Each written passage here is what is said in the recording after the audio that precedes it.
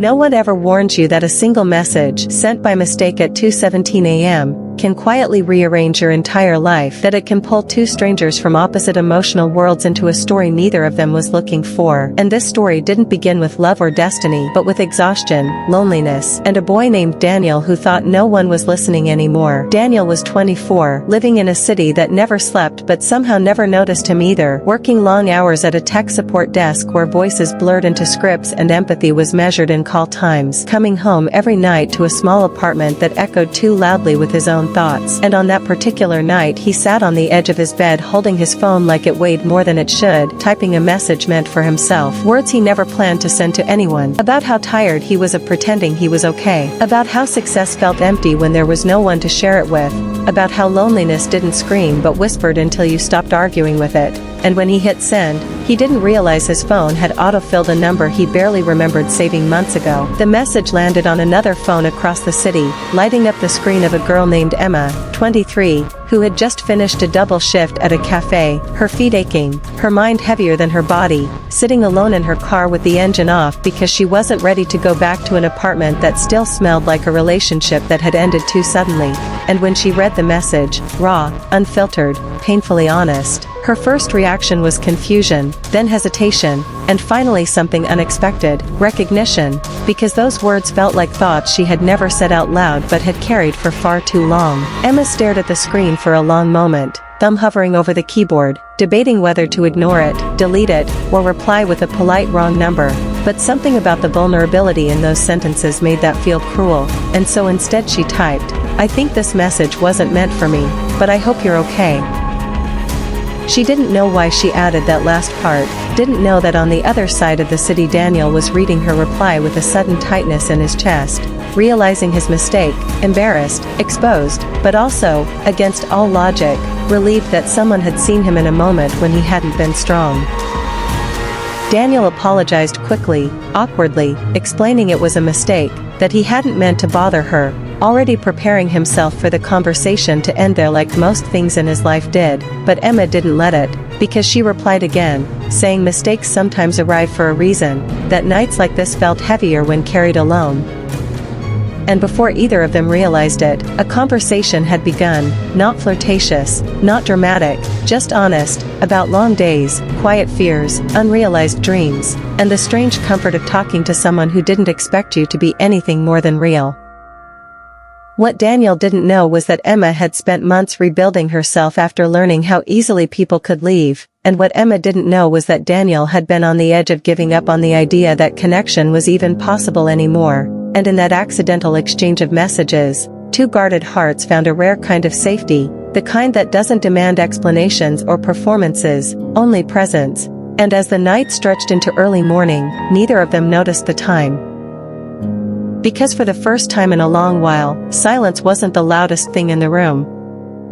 They didn't exchange photos, didn't ask last names, didn't promise anything, but when Daniel finally put his phone down as the sun began to rise, he felt something unfamiliar settle in his chest. Not happiness exactly, but hope, fragile and cautious, and Emma, sitting on the floor of her apartment with her back against the door, realized she was smiling at nothing, unaware that this accidental connection was about to challenge everything they believed about timing, trust, and the risk of letting someone in when you least expect it. What began as a late-night accident slowly turned into a quiet routine neither Daniel nor Emma wanted to admit they were relying on, because every day after that first message, they found themselves checking their phones not out of habit, but out of hope, exchanging thoughts that felt too personal to share with people who actually knew them, talking about childhood dreams they had abandoned, the versions of themselves they missed, and the fear that maybe they had already become someone they never planned to be. And with each conversation the distance between them shrank, not physically, but emotionally, in a way that made the idea of meeting both exciting and terrifying. Days turned into weeks, and somewhere between voice notes sent during lunch breaks and long calls that stretched past midnight, they began to recognize each other's silences as easily as their laughter, Daniel learning that Emma hummed softly when she was nervous and avoided talking about her father. Emma realizing that Daniel always deflected compliments and never spoke about his mother, and yet despite the closeness, neither of them asked the question that hung in the air like unfinished music, because both were afraid that reality might not live up to the safety they had found in words. The turning point came on a night when Daniel didn't reply for hours, not because he didn't want to, but because he was sitting in a hospital hallway staring at a vending machine that had eaten his last dollar, having rushed there after getting a call that his mother had collapsed at work, and when Emma finally received a short message saying, "I'm sorry, today is hard," something in her told her not to respond with comfort alone, but with presence, and she replied without thinking, "Tell me where you are."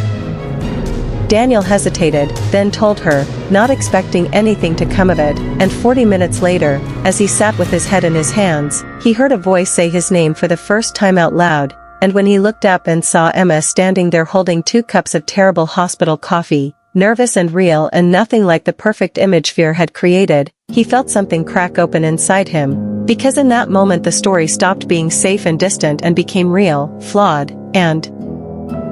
terrifyingly human.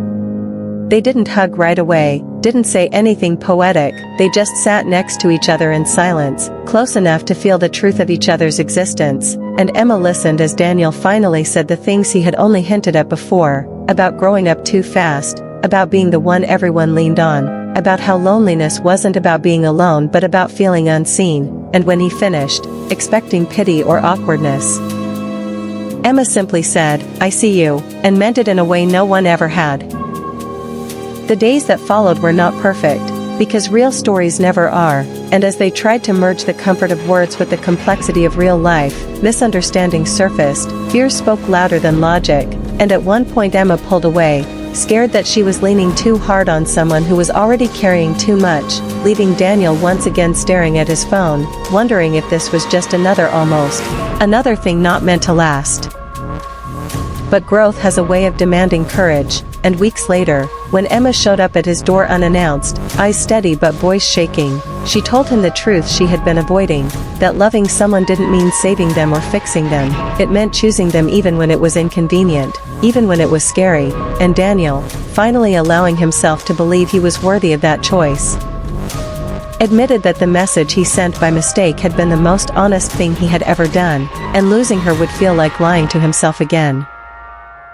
They didn't promise forever, didn't make dramatic declarations, but they chose honesty, presence, and the slow work of building something real, and as seasons changed, they learned each other in the ordinary ways that matter most, through grocery lists, shared disappointments, quiet victories, and the understanding that love wasn't found in grand gestures but in showing up again and again.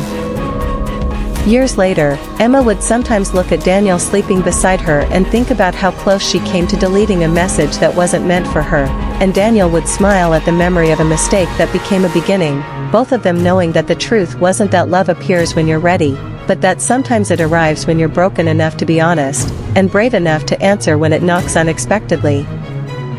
And if this story teaches anything, it's this: that some messages are meant to be sent wrong. Some connections are meant to arrive unplanned. And sometimes, the life that changes you forever begins with the courage to reply. Thank you for watching. If this story touched your heart, don't forget to like, share, and subscribe for more emotional stories that remind us we are never as alone as we think.